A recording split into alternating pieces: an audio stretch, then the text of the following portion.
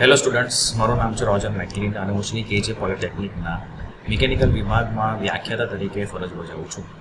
આજે આપણે જોવાનું છે કે તમે એસીપીડીસીમાં 10th પછી ડિપ્લોમા માટે એડમિશન્સ હોય છે તેમાં રજિસ્ટ્રેશન કેવી રીતે કરી શકો છો. રજિસ્ટ્રેશન કરવું ખૂબ જ સરળ છે.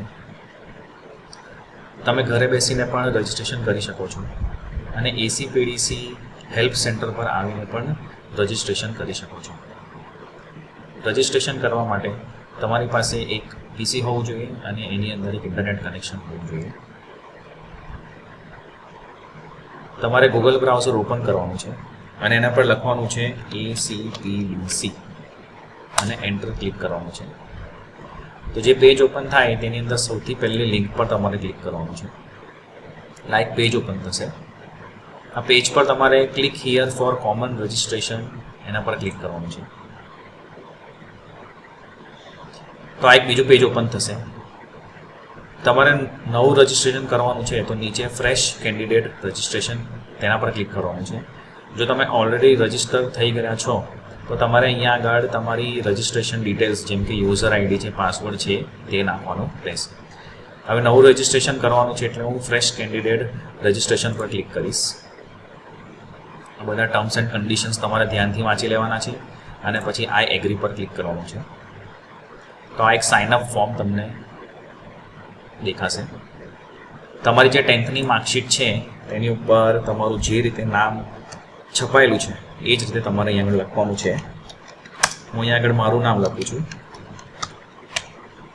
અહીંયા આગળ ફાધરનું નામ, અહીંયા તમારા મધરનું નામ આવશે. તમારી ડેટ ઓફ બર્થ તમારે અહીંયા આગળ લખવાની છે.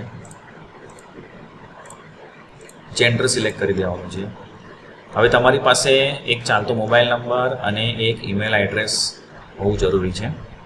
અહીંયા આગળ હું એક મોબાઈલ નંબર નાખી દઉં અને અહીંયા ઈમેલ એડ્રેસ નાખી દઉં.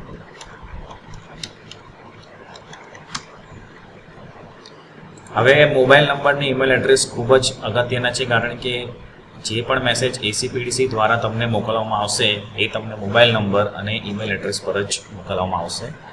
તો તમારે ધ્યાન રાખવાનું છે કે જે પણ નંબર અને જે ઈમેલ એડ્રેસ અહીંયા આગળ તમે લખો છો તે વર્કિંગ કન્ડિશનની અંદર હોવા જોઈએ. પછી તમારે યુઝર આઈડી અને પાસવર્ડ તમારે જાતે સિલેક્ટ કરીને લખવાનો છે. તો એના માટે યુઝર આઈડીમાં હું લખું છું ROGER2005. ઓકે. પાસવર્ડની અંદર તમારે થોડું ધ્યાન રાખવાનું છે. એના માટે તમારે આ 5 જે નંબર્સ બતાવે છે એની જેટલી કન્ડિશન છે એ બધી તમારે સેટિસ્ફાઈ કરવી પડશે તો જ તમારો પાસવર્ડ સિસ્ટમ એક્સેપ્ટ કરશે. જેમ કે પહેલું છે password must be 8 to 13 characters long, એટલે 8 થી 13 કેરેક્ટરની વચ્ચે તમારો પાસવર્ડ હોવો જોઈએ. એની અંદર એક લેટર અપર કેસ અલ્ફાબેટ એટલે મોટી એબીસીડીનો હોવો જોઈએ, એક લેટર લોઅર કેસ અલ્ફાબેટ એટલે નાની એબીસીડીનો હોવો જોઈએ, એટલીસ્ટ 1 ન્યુમેરિક વેલ્યુ એટલે કોઈ એક નંબર હોવો જોઈએ અને 1 સ્પેશિયલ કેરેક્ટર એટલે આ જે સ્પેશિયલ કેરેક્ટર દેખાય છે એની અંદરથી કોઈ પણ એક સ્પેશિયલ કેરેક્ટર હોવો જોઈએ. તો હું એક પાસવર્ડ લખું છું જેની અંદર હું આરને કેપિટલ રાખું છું. એ તમને અહીંયા આગળ બીજા એક ટેબમાં બતાવું. તો મેં આર કેપિટલ રાખ્યો, પછી OGER, હવે આ મારું નામ જ છે. ઓકે, 2005 બરાબર, અને એક @ તો આની અંદર એક અપર કેસ આવી ગયું, એક લોઅર કેસ આવી ગયું, એક નંબર આવી ગયું અને એક સ્પેશિયલ કેરેક્ટર આવી ગયું. તો આ તમે પાસવર્ડ સિલેક્ટ કરી શકો છો. અહીંયા આગળ કેપિટલ ROGER2005 આ રીતે લખીશ અને પછી @ સેમ પાસવર્ડ અહીંયા આગળ તમારે લખવાનો છે @ ઓકે. અને અહીંયા સિક્યુરિટી પિન છે, અહીંયા જ્યાં તમને દેખાય છે એ સિક્યુરિટી પિન જેવું અહીંયા આગળ દેખાય છે એવું જ તમારે એન્ટર કરવાનું છે.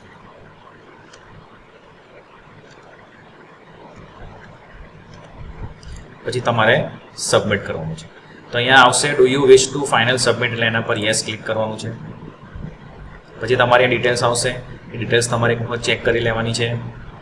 ઓકે, બધી ડિટેલ્સ જો તમારી કરેક્ટ હોય તો તમારે ફાઇનલ સબમિટ કરવાનું છે. હવે જેવું ફાઇનલ સબમિટ કરશો તો તમારા મોબાઈલ નંબર પર અને ઈમેલ એડ્રેસ પર એક ઓટીપી જશે. એ ઓટીપી જો તમે અહીંયા આગળ નાખશો તો તમારું રજિસ્ટ્રેશન થઈ જશે. મોબાઈલ નંબર પર એક ઓટીપી જે આવ્યો છે અહીંયા આગળ મેં નાખી દીધું. હવે અહીંયા ઈમેલ પર આવ્યો હોય તો એ પણ તમે નાખી શકો છો, મોબાઈલ પર આવ્યો છે એ બી નાખી શકો છો. બંનેમાંથી કોઈ એક તમારે નાખવાનું છે. આ સિક્યુરિટી પિન જે છે અહીંયા નીચે દેખાય છે તમને, એ તમારે નાખવાનું છે.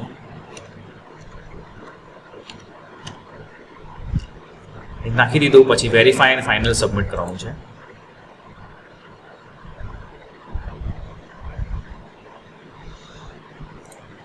તો આ રીતે એક પેજ ઓપન થશે અને તમને એવું કહેશે કે you have successfully generated user ID and password, એટલે તમારું રજિસ્ટ્રેશન સક્સેસફુલ થઈ ગયું છે.